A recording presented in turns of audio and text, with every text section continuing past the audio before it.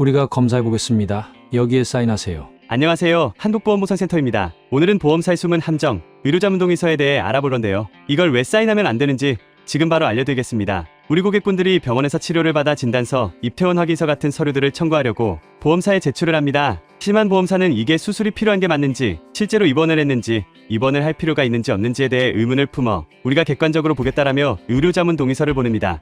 하지만 의료자문동의서를 꼭 동의를 하지 않아도 됩니다. 보험사에서 내밀면 절대 사인하지 말아야 할 서류 중 하나인데요. 사인을 거부하면 보험사에서 보험금 청구 자체가 안 된다는 식으로 회신을 보내기도 합니다. 하지만 이러한 보험사에서 이런 대응을 했을 때 어떻게 해야 하는지 알려드리겠습니다. 의료자문동의서는 보험사가 보험 청구인의 의료기록을 가지고 의료자문을 하는데요. 이것 자체가 우리나라 의료법 체계를 인정하지 않겠다라는 전제가 깔려 있습니다. 왜냐하면 의료법 제2조에 따르면 의사는 진단과 처방에 대한 정권을 가지고 있고, 고객이 직접 병원 또는 의원에서 치료를 받은 것인데 그 진단과 치료 내용을 의심하고 부정하는 것이기 때문에 이것은 의료법 체계를 인정하지 않겠다라는 전제가 깔려 있습니다. 하지만 보험사 입장에서는 보험 사기를 생각해야 하기 때문에 이렇게 판단하는 것이 맞습니다. 그렇지만 의료자문이라고 하는 것은 의료 기록을 보고 의견을 내는 것이기 때문에 환자를 치료하고 진단하고 진단서를 발부한 의사와는 법적 권한에서 차이가 있습니다. 보험사에서는 진단서에 대해 의문점을 가질 수 있지만 그 의문을 고객한테 표현하거나 부정한다는 입장을 표하는 모습은 부정을 표출해서 보험금을 어떻게든 주지 않겠다는 모습으로 보입니다. 고객은 보험사가 요청하는 서류들을 입증 책임을 다했으며 진단서에 대한 의료 자문을 동의하라는 것은 사실상 의무가 없습니다. 법적 문제점도 있는데요.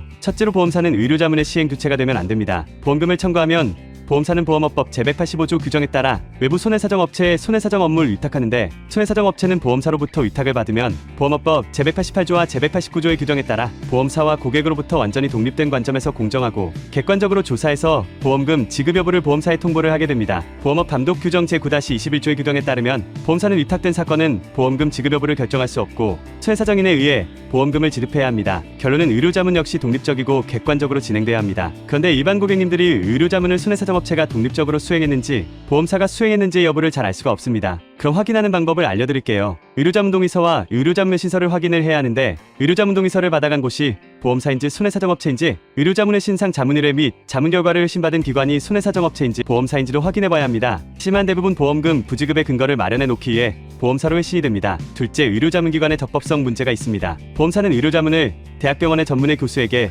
의료자문을 구합니다. 하지만 등감원 홈페이지에 어느 대학병원에서 몇 건의 의료자문을 했다는 통계가 공시되었지만 대학병원에서는 실제로 의료자문을 하지 않습니다. 보험사는 고객에게 대학병원에서 의료자문을 한다고 안내하고 의료자문의 시설을 고객한테 보낼 때도 교수 이름을 지우고 대학병원만 기계를 합니다. 고객을 속이는 행위라고 볼 수 있습니다. 그래서 실제로 전문의가 진행을 했는지 확인을 해야 합니다. 하지만 보험사는 대학병원에서 자문을 한 게 맞고 자문을 한 교수 이름까지 밝힐 의무가 없다고 이야기합니다. 하지만 보험사는 의료자문의 신서를 작성할 때는 담당한 교수 이름을 필수로 밝혀야 합니다. 의료자문의 신서에 병원 직인이 있는지, 의료자문 비용이 대학병원으로 지급이 됐는지, 아니면 의료자문한 교수의 개인 계좌로 송금이 됐는지 확인해야 합니다. 만일 보험사에서 끝까지 대학병원에서 자문을 진행했다고 주장하면 실제로 대학병원에 찾아가서 확인해봐야 할 수도 있습니다. 의료자문동의서는 결국 고객님의 개인정보이기 때문에 개인정보법 제17조 2항에 따라 보험사는 고객에게 정보를 제공받을 제3자, 즉 의료자문처가 누구인지 구체적으로 설명하고 서명을 구해야 한다 라고 명시되어 있습니다. 하지만 보험사는 보험업 감독 규정 제4-53조에 의해 11-1항의 규정을 이야기하며 법적으로 공개할 의무가 없다고 이야기합니다. 하지만 이건 규정을 잘못 해석하고 주장하는 것인데요.